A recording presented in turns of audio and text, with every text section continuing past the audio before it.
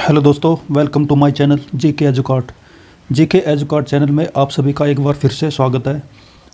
Last video में हमने cover किया था तरंगों के बारे में। तरंगे क्या होती है? तरंगे एक ऐसी ऊर्जा होती है, एक ऐसी एनर्जी होती है जो ठोस द्रव गैस के अलावा वैक्यूम में यानी कि निर्वात में भी गति करती है। ये दो प्रकार की होती है, एक होती है यांत्रिक तरंगे और दूसरी होती है अयांत्रिक तरंगे यानी कि मैकेनिकल वेव्स और इलेक्ट्रोमैग्नेटिक वेव्स। इस वीडियो में हम कवर करेंगे ध्वनि तरंगे। ध्वनि तरंगे यानी कि साउंड वेव्स। ध्वनि तरंगे कितने प्रकार की होती है, ध्वनि तरंगों की क्या विशेषताएं होती है, ध्वनि तरंगे कब चेंज होती है, उसके अलावा ध्वनि तरंगों की प्रॉपर्टीज़ भी हम इस वीडियो में पढ़ेंगे। दोस्तों, ये मेरी फिजिक्स सीरीज़ का 10th वीडियो है। इससे पहले मैं 9 वीडियो बना चुका हूँ, जिसका लिंक जो मैंने डिस्क्रिप्शन में दे दिया है। अगर आपने वे वीडियो नहीं देखी है तो आप उस लिंक पे क्लिक करके देख सकते हैं। मेरी जो ये फिजिक्स की सीरीज़ है मैंने लुसेंट जी के बुक से कवर की है।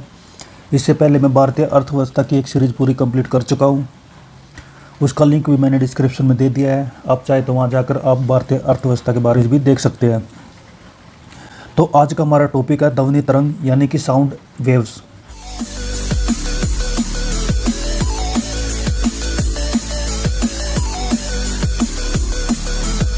तो शुरू कर। तो पहले आ जाता है ध्वनि तरंगे अनुदैर्ध्य यांत्रिक तरंगे होती है। यांत्रिक तरंगे और अयांत्रिक तरंगे हमने लास्ट वीडियो में कवर किया था।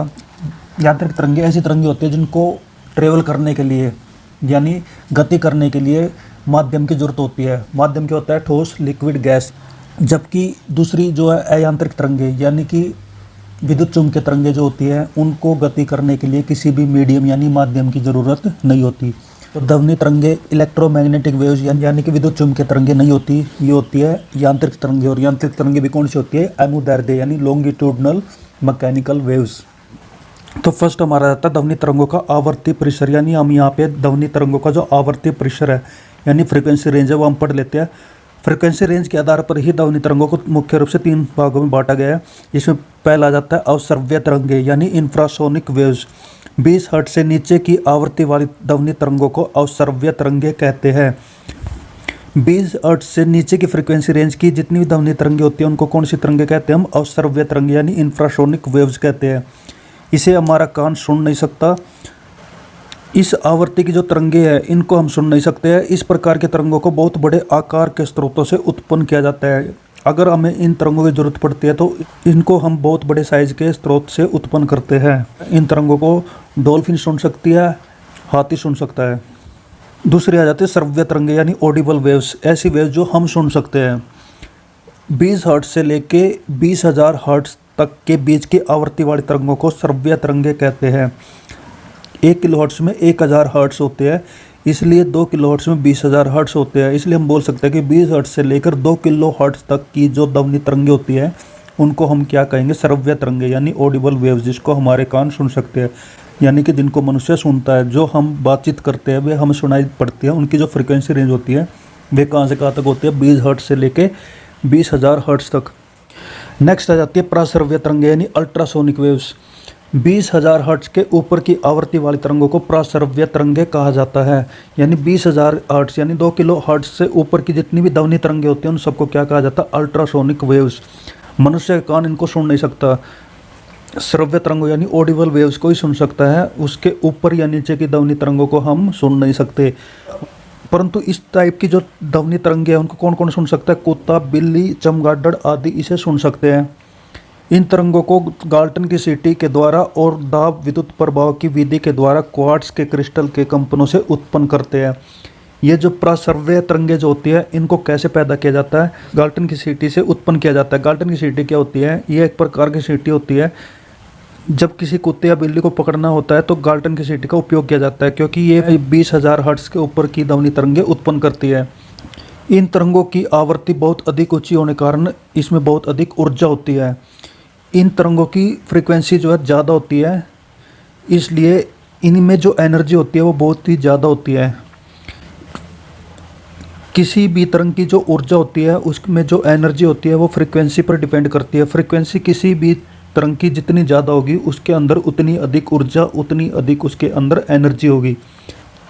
साथ ही इनका तरंग दैर्ध्य छोटा होने के कारण इन्हें एक पतले किरणपुंज के रूप में बहुत दूर तक भेजा जा सकता है। और तरंग दैर्ध्य यानी वेवलेंथ कम होने के कारण इस तरह की वेव्स को बहुत दूर तक हम भेज सकते हैं। हमारा जो सोनार है वो भी प्रसर्व्य तरंगे यानी अल्ट्रासोनिक वेव्स पर काम करता है। सोनार कहाँ यूज किया जाता है? सोनार यूज किया जाता है पानी के जहाज़ों में। नेक्स्ट आ जाता है प्रसर्व्य तरंगों के उपयोग, यानी अल्ट्रासोनिक वेव्स का उपयोग कहाँ किया जाता है? इसका उपयोग संकेत भेजने में किया जाता है। संकेत जो सोनार जो सिग्नल्स भेजते हैं उसमें इनका उपयोग किया जाता है। समुद्र की गहराई का पता लगाने में भी हम प्रसर्व्य तरंगों का उपयोग किया जाता है। और प्रसर्व्य तरंगें किसके द्वारा प्रोड्यूस की जाती है? सोनार के द्वारा। कीमती कपड़ों, वायुयान, घड़ियों के पुर्जों को साफ करने में भी प्रसर्व्य तरंगों का उपयोग किया जाता है। इसके अलावा कल कारखानों की चिमनियों से कालिक हटाने में भी इसका उपयोग किया जाता है। कल कारखाने क्या होते हैं? ऐसे कारखाने जहाँ पर मशीनें वगैरह बनाई जाती हैं। दूध के अंदर के हानिकारक जीवाणुओं को नष्ट करने में भी प्रसर्व्य तरंगों का उपयोग किया जाता है। इसके अलावा इसका चिकित्सा क्षेत्र में भी उपयोग किया जाता है। गठिया रोग के उपचार एवं मस्तिष्क के ट्यूमर का पता लगाने के लिए हम किस तरंगों का उपयोग करते हैं? प्रसर्व्य तरंगों का उपयोग करते हैं। और ये जितने एग्जाम्पल दिए गए हैं ये सभी इंपॉर्टेंट है, इनमें कुछ भी पूछा जा सकता है। नेक्स्ट हमारा आ जाता है ध्वनि की चाल यानी स्पीड ऑफ साउंड क्या होती है। विभिन्न माध्यमों में ध्वनि की चाल भिन्न भिन्न होती है। विभिन्न माध्यम मतलब सॉलिड लिक्विड गैस में ध्वनि की जो चाल होती है हर मीडियम में अलग अलग होती है। किसी माध्यम में ध्वनि की चाल मुख्य रूप से माध्यम की प्रत्यास्थता यानी कि इलास्टिसिटी और उसके घनत्व यानी कि डेंसिटी पर निर्भर करती है। यानी कि सॉलिड लिक्विड गैस की प्रत्यास्थता यानी इलास्टिसिटी और उसकी जो डेंसिटी है वो कितनी है उस पर ध्वनि की चाल यानी साउंड की स्पीड डिपेंड करती है। ध्वनि की चाल सबसे अधिक ठोस में होती है और उसके बाद होती है द्रव में और सबसे कम होती है गैस में। वायु में ध्वनि की चाल 332 मीटर पर सेकंड होती है। ये मोस्ट इंपॉर्टेंट है। वायु में जो है ध्वनि की चाल कितनी होती है? 332 मीटर पर सेकंड। जल में ध्वनि की चाल कितनी होती है? 1483 मीटर पर सेकंड। और लोहे में ध्वनि की चाल 5130 मीटर पर सेकंड होती है। नेक्स्ट हमारा आ जाता है जब ध्वनि एक माध्यम से दूसरे माध्यम में जाती है तो ध्वनि की चाल और तरंग दैर्ध्य बदल जाती है। जब ध्वनि जो है एक माध्यम से दूसरे माध्यम में जाती है तो उसमें क्या क्या चेंजेस होता है? उसकी चाल में चेंज होता है और उसके तरंग दैर्ध्य में चेंज होता है, यानी उसकी स्पीड और वेवलेंथ बदल जाती है, लेकिन आवृत्ति उसकी नहीं बदलती, यानी फ्रीक्वेंसी उसकी सेम रहती है। किसी माध्यम में ध्वनि की चाल आवृत्ति पर निर्भर नहीं करती। ये इंपॉर्टेंट है कि किसी भी मीडियम में कोई भी मीडियम हो उसकी फ्रीक्वेंसी क्या है, ये ध्वनि की चाल उस चीज़ पे डिपेंड नहीं करती है। नेक्स्ट यहाँ पर एक टेबल दी गई है जिसमें ये बताया गया है कि किस मीडियम में ध्वनि की चाल कितनी होगी, ये सब बताया गया है। और इनमें से एक आधा क्वेश्चन कंपटीशन एग्जाम में पूछ लिया जाता है, तो हम देख लेते हैं किस किस मीडियम में ध्वनि की चाल क्या क्या होती है। जैसे यहाँ पे वायु के अंदर ध्वनि की चाल कितनी बताई गई है? 332 मीटर पर सेकंड। हाइड्रोजन के अंदर 1269 मीटर पर सेकंड होती है। कार्बन डाइऑक्साइड के अंदर 260 मीटर पर सेकंड होती है। भाप यानी कि 100 डिग्री सेल्सियस पर पानी जो है भाप के रूप में परिवर्तित होना शुरू हो जाता है, वहाँ पे ध्वनि की चाल 405 मीटर पर सेकंड होती है। एल्कोहल के अंदर जो है 1213 मीटर पर सेकंड होती है। जल के अंदर 1483 मीटर पर सेकंड होती है। समुद्री जल में 1533 मीटर पर सेकंड होती है। पारा के अंदर 1450 मीटर पर सेकंड होती है। कांच के अंदर 5640 मीटर पर सेकंड होती है। एल्यूमिनियम के अंदर 6420 मीटर पर सेकंड होती है और लोहे के अंदर 5130 मीटर पर सेकंड होती है। तो इस प्रकार से हम देख सकते हैं ठोस वस्तुओं में एल्यूमिनियम ऐसी ठोस वस्तु है जिसमें जो सबसे ज़्यादा है। नेक्स्ट हमारा जाता है ध्वनि की चाल पर दाब का प्रभाव, यानी दाब का ध्वनि की चाल पर क्या प्रभाव पड़ता है, प्रेशर का क्या इफेक्ट होता है ध्वनि की चाल पर, वो हम यहाँ पर देख लेते हैं। ध्वनि की चाल पर दाब का कोई भी प्रभाव नहीं पड़ता, यानी प्रेशर का ध्वनि की चाल पर कोई प्रभाव नहीं पड़ता। दाब को घटाओ या बढ़ाओ ध्वनि की चाल अपरिवर्तित रहती है, उसमें कोई चेंज नहीं होता। ध्वनि की चाल पर किसका प्रभाव पड़ता है? ताप का, यानी टेम्परेचर का ध्वनि की चाल पर प्रभाव पड़ता है। क्या प्रभाव पड़ता है? माध्यम का ताप बढ़ाने पर उसमें ध्वनि की चाल बढ़ जाती है। यानी किसी मीडियम का अगर हम टेम्परेचर इंक्रीज कर देते हैं तो उसमें जो है साउंड की स्पीड जो है वो बढ़ जाती है, इंक्रीज हो जाती है। अगर वायु के अंदर 1 डिग्री सेल्सियस टेम्परेचर बढ़ा देते हैं तो ध्वनि की चाल में कितना परिवर्तन होता है? 0.61 मीटर पर सेकंड बढ़ जाती है, 0.61 मीटर पर सेकंड। नेक्स्ट हमारा जाता है ध्वनि की चाल पर आर्द्रता का प्रभाव। आर्द्रता यानी कि ह्यूमिडिटी का क्या प्रभाव पड़ता है वो हम यहाँ पर देख लेते हैं। नमी युक्त वायु का घनत्व शुष्क वायु के घनत्व से कम होता है, इसलिए शुष्क वायु की अपेक्षा नमी युक्त वायु में ध्वनि की चाल अधिक होती है। यदि किसी मीडियम के अंदर डेंसिटी ज़्यादा होती है तो ध्वनि की चाल कम होगी, यदि डेंसिटी कम होती है तो ध्वनि की चाल अधिक होगी। और नमी युक्त वायु की डेंसिटी कम होती है, उसमें चाल जो है ज़्यादा हो जाती है। नेक्स्ट इंपॉर्टेंट आ जाते हैं कि ध्वनि के लक्षण यानी कैरेक्टरिस्टिक्स ऑफ साउंड। ध्वनि के मुख्य रूप से 3 लक्षण होते हैं। 3 तरह से हम ध्वनि को पहचान सकते हैं। वो क्या होती है? प्रबलता, तारतव और गुणता। पहले आ जाती है प्रबलता यानी कि लाउडनेस। प्रबलता ध्वनि का अभिलक्षण है जिसके कारण कोई ध्वनि तेज है या मंद है सुनाई देती है।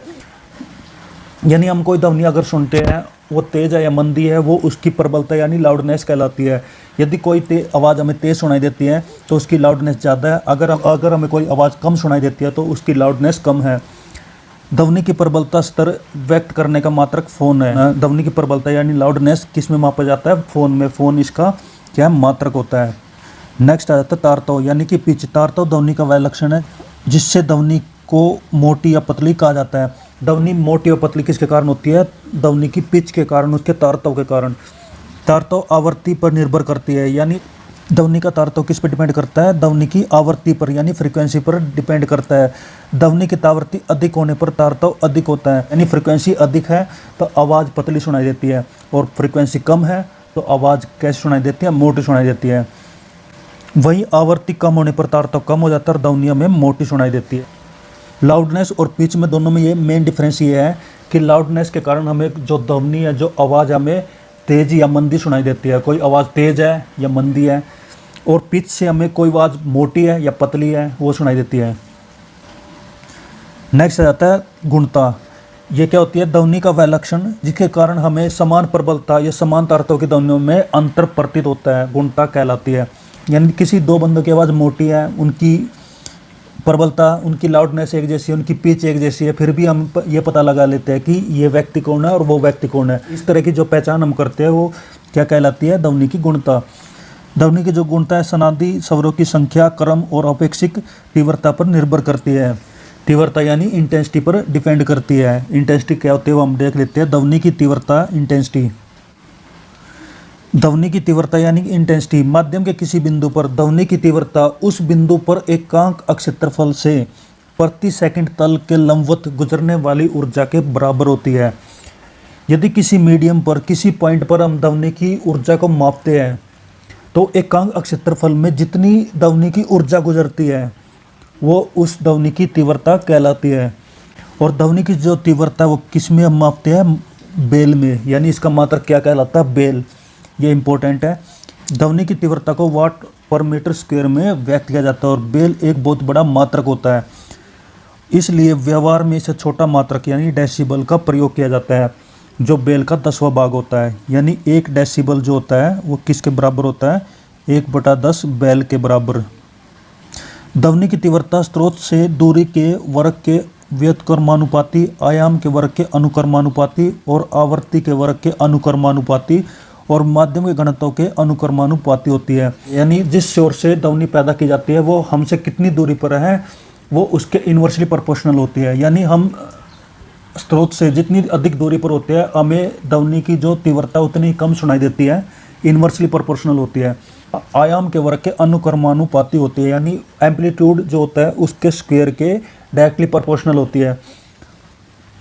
आवर्ती के वर्ग के अनुक्रमानुपाती होती है। आवर्ती यानी फ्रीक्वेंसी के वर्ग के अनुक्रमानुपाती होती है और माध्यम के घनत्व के अनुक्रमानुपाती हो। और जो जिस मीडियम में हमें वो ध्वनि सुनाई देती है उस मीडियम की डेंसिटी क्या होती है? उसके डायरेक्टली प्रोपोर्शनल होती है।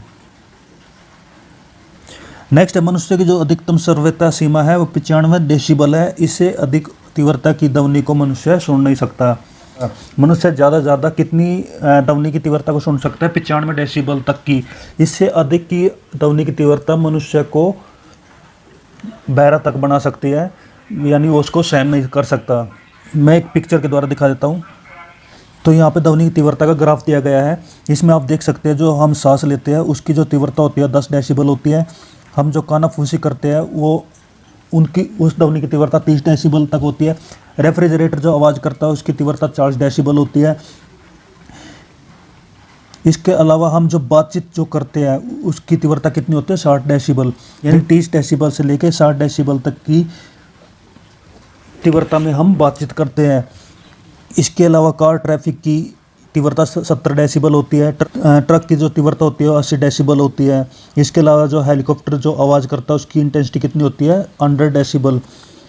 इसके अलावा कार सायरन जो होता है, पुलिस सायरन जो होता है, उसकी जो इंटेंसिटी होती है वो कितनी होती है 120 डेसिबल। इसके अलावा एरोप्लेन जो होता है उसकी इंटेंसिटी कितनी होती है 130 डेसिबल। और इसके अलावा जो फायरवर्क्स जो पटाखे जो दिवाली पर फोड़े जाते हैं उनकी तीव्रता कितनी होती है 140 डेसिबल। इसलिए बोला जाता है कि दिवाली पर हमें पटाखे वगैरह नहीं छोड़ने चाहिए। इससे क्या है कि मनुष्य के सुनने की जो तीव्रता है वो बहुत ज़्यादा हो जाती है और 95 डेसिबल से ऊपर हम सहन नहीं कर सकते, मनुष्य बहरा तक हो जाता है। नेक्स्ट हमारा आता है प्रबलता एवं ध्वनि की तीव्रता में संबंध। प्रबलता यानी कि लाउडनेस और ध्वनि की तीव्रता मतलब कि इंटेंसिटी ऑफ साउंड। इन दोनों के बीच में क्या रिलेशन होता है, यानी इन दोनों के बीच में क्या रिलेशन है और इन दोनों के बीच में क्या डिफरेंस है वो हम पढ़ लेते हैं। पहले यहाँ रिलेशन पढ़ लेते हैं। ये रिलेशन बताया गया है, ध्वनि की जो प्रबलता होती है वो directly proportional to log of intensity के बराबर होती है। और आई यहाँ पे क्या दर्शाता है, ध्वनि की तीव्रता यानी इंटेंसिटी ऑफ साउंड। तो हम यहाँ पे प्रबलता एवं ध्वनि की तीव्रता में अंतर जान लेते हैं, दोनों के बीच में क्या अंतर है। जैसे प्रबलता में क्या बताया गया है, प्रबलता ध्वनि का वह अभिलक्षण है जिसके कारण ध्वनि तेज या मंदी सुनाई देती है। और वहीं ध्वनि की तीव्रता ध्वनि ऊर्जा का वह परिमाण है जो ध्वनि संचरण की दिशा के लंबवत खींचे गए इकाई क्षेत्रफल से प्रति सेकंड गुजरती है। यानी इकाई क्षेत्रफल में जितनी ध्वनि ऊर्जा गुजरती है वो उसकी ध्वनि तीव्रता कहलाती है, जो कि हमने डेफिनेशन में पढ़ा था। प्रबलता चेतना संबंधी होती है, इससे हमें आवाज़ मंदी या तेज सुनाई देती है। और ध्वनि की तीव्रता वस्तुनिष्ठ होती है, यानी वस्तु पर डिपेंड करती है। प्रबलता को मापा नहीं जा सकता, प्रबलता को हम माप नहीं सकते, सिर्फ ये पता लगा सकते हैं कि आवाज़ तेज़ है, लाउड है या मंदी है।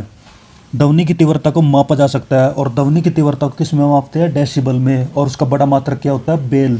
प्रबलता सुनने वाले के कान की सुग्राहिता पर निर्भर करती है, यानी कि ध्वनि तेज है या मंदी है किस पे डिपेंड करती है, सुनने वाले यानी ऑब्जर्वर के कान पर डिपेंड करती है। और ध्वनि की जो तीव्रता है सुनने वाले के कान की सुग्राहिता पर निर्भर नहीं करती, ये किस पे डिपेंड करती है, जहाँ से ध्वनि पैदा की जाती है। नेक्स्ट हमारा रहता है ध्वनि स्रोत से दूर किसी बिंदु पर ध्वनि की तीव्रता समान होती है। यानी ध्वनि के स्रोत से दूर किसी भी बिंदु पर हम अगर तीव्रता चेक करते हैं वो हर जगह पर हर पॉइंट पर एक समान होती है। वही अगर प्रबलता की बात करते हैं, प्रबलता बिंदु पर अलग अलग व्यक्तियों के लिए अलग अलग होती है। यानी अलग अलग पॉइंट पर अगर हम लाउडनेस पता करते हैं तो वो भी अलग अलग होगी, लेकिन तीव्रता हर जगह एक समान होती है। और प्रबलता अलग अलग क्यों होती है, क्योंकि प्रबलता व्यक्ति के कान की सुग्राहिता पर निर्भर करती है, यानी व्यक्ति का कान कितना अच्छा सुनता है वो उस पर डिपेंड करती है। नेक्स्ट आ जाता है प्रतिध्वनि इक्को, यानी कि गूंज जो हमें सुनाई देती है वो क्या होती है, जब ध्वनि तरंगे दूर स्थित किसी दृढ़ टावर या पहाड़ से टकरा कर परावर्तित होती है तो इस परावर्तित ध्वनि को क्या कहते हैं, प्रतिध्वनि कहते हैं। जब हम ध्वनि पैदा करते हैं और वो गूंज कर हमारे कानों में जो पड़ती है उसको हम प्रतिध्वनि यानी इक्को कहते हैं। और प्रतिध्वनि सुनने के लिए यानी इक्को सुनने के लिए, गूंज सुनने के लिए श्रोता और परावर्तक सतह के बीच न्यूनतम दूरी कितनी होनी चाहिए, 17 मीटर। और इसकी स्टैंडर्ड वैल्यू है 16.6 मीटर। यानी जिस वस्तु से ध्वनि जो परावर्तित होकर आती है और उस वस्तु की दूरी हमसे कितनी दूर, कम से कम कितनी होनी चाहिए, 17 मीटर होनी चाहिए। नेक्स्ट आ जाता है कान पर ध्वनि का प्रभाव 1/10 सेकंड तक रहता है। हम जब कुछ बोलते हैं वो हमारे कान में उसका इफेक्ट कब तक रहता है, 1/10 सेकंड तक, यानी 1 सेकंड का 10वां भाग। ध्वनि के अपवर्तन के कारण ध्वनि दिन की अपेक्षा रात में अधिक दूरी तक सुनाई देती है। अनुनाद किसे कहते हैं, यानी रेजोनेंस किसे कहते हैं, जब किसी वस्तु के कंपनों की स्वाभाविक आवृत्ति किसी चालक बल के कंपनों की आवृत्ति के बराबर होती है तो वह वस्तु बहुत अधिक आयाम से कंपन करने लगती है, तो इस घटना को क्या कहते हैं, अनुनाद कहते हैं। यानी कि जब किसी वस्तु के कंपनों की जो स्वाभाविक आवृत्ति होती है, जो उसकी ओरिजिनल जो फ्रीक्वेंसी होती है, और किसी चालक बल के कंपनों की जो आवृत्ति होती है, जब कोई चालक बल जो होता है उसकी जो फ्रीक्वेंसी होती है वो दोनों अगर सेम हो जाती है तो उनके जो आयाम है यानी उनके जो एम्पलीट्यूड है वो बढ़ जाते हैं, वो इंक्रीज हो जाते हैं। तो इस तरह की घटना को क्या कहा जाता है, अनुनाद कहा जाता है, यानी रेजोनेंस कहा जाता है। तो नेक्स्ट हम देख लेते हैं ध्वनि का व्यतिकरण यानी इंटरफेरेंस ऑफ साउंड।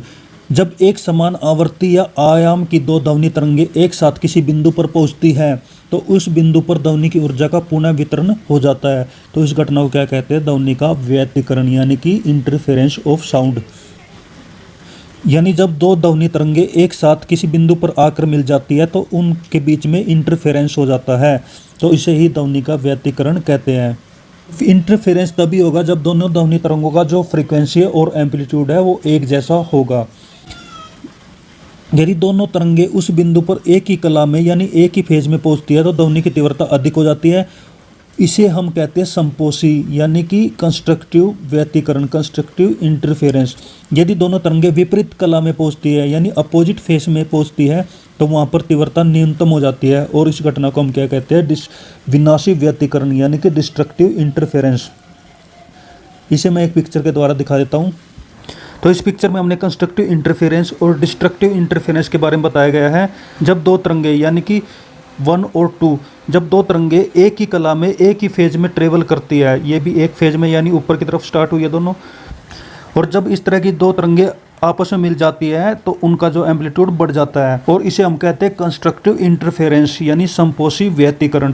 और डिस्ट्रक्टिव इंटरफेरेंस क्या होता है, जब दो तरंगे अपोजिट फेज में होते हैं यानी विपरीत कला में गति करते हैं। ये इसमें हम देख सकते हैं इसकी तरंगे ऊपर की तरफ स्टार्ट हुई है और इसकी जो तरंग है, ये जो तरंग है नीचे की तरफ से स्टार्ट हुई है, और इस तरह की तरंगे जब आपस में मिलती है तो उनमें डिफरेंस पैदा हो जाता है जिससे उनका जो एम्पलीट्यूड है वो घट जाता है। तो इस तरह के जो इंटरफेरेंस है उसको क्या कहेंगे, डिस्ट्रक्टिव इंटरफेरेंस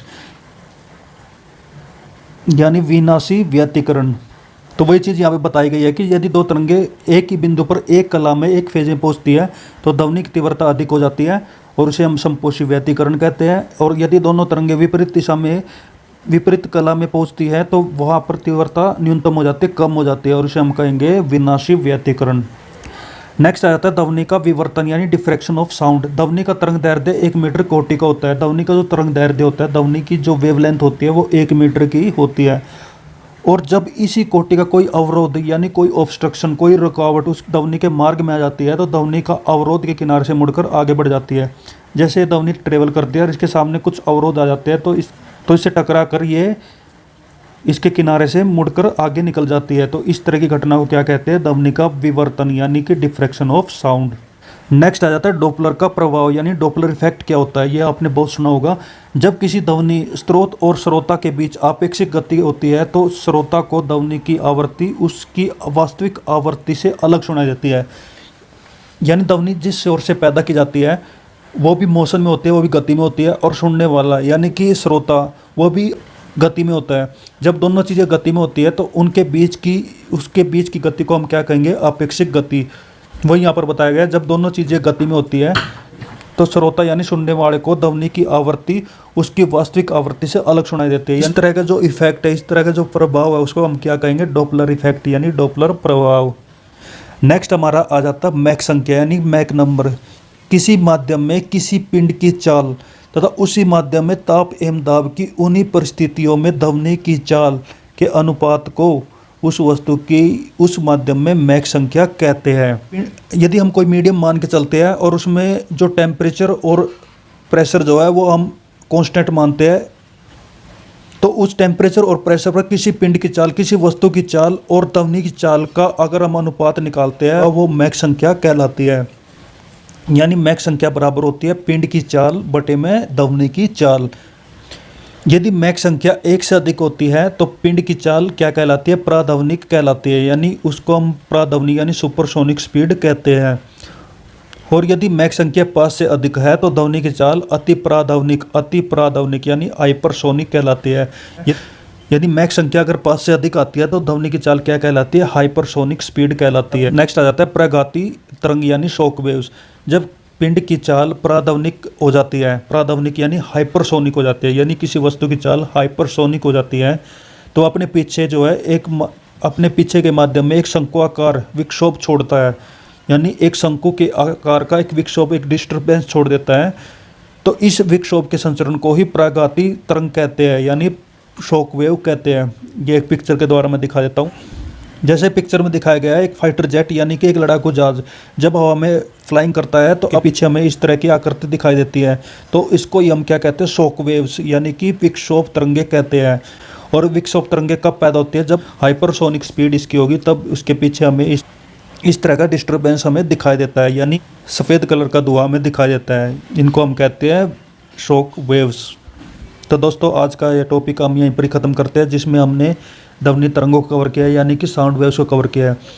हमने इसमें ध्वनि तरंगे कितने प्रकार की होती है, जिसमें हमने पढ़ा है अल्प श्रव्य तरंगे, श्रव्य तरंगे और प्राश्रव्य तरंगे पढ़ा है। उसके बाद हमने कवर किया प्राश्रव्य तरंगों का उपयोग। उसके अलावा हमने ध्वनि की तरंगों की जो विशेषताएं है, जैसे कि प्रबलता, तारता, गुणता और ध्वनि की तीव्रता हमने पढ़ा। इसके अलावा ध्वनि का क्या क्या इफेक्ट होता है, यानी ध्वनि का परावर्तन, ध्वनि का अपवर्तन, ध्वनि का व्यतिकरण हमने इस वीडियो में कवर किया है। उसके बाद हमने डॉपलर इफेक्ट, मैक संख्या, शॉक वेव्स के बारे में पढ़ा। तो ये हमारा टॉपिक हम यहीं पर ख़त्म करते हैं। अगर आपको कोई भी टॉपिक समझ में नहीं आया है, अगर आप कुछ पूछना चाहते हैं तो कमेंट करके पूछ सकते हैं, मैं उसको ज़रूर बताऊंगा। इसके अलावा अगर आपको वीडियो अच्छी लगी है, आपकी समझ में आई है, तो वीडियो को लाइक करें और अपने दोस्तों के साथ शेयर करें जो कंपटीशन एग्ज़ाम की तैयारी करते हैं, और साथ के साथ ही चैनल को सब्सक्राइब कर ले, आने वाली वीडियो का नोटिफिकेशन आपको मिलता रहे। तो दोस्तों खुश रहिए, मुस्कुराते रहिए, अच्छे से पढ़ाई करिए। तो बेस्ट ऑफ लक सभी दोस्तों को। Thank you. जय हिंद, जय भारत, वंदे मातरम।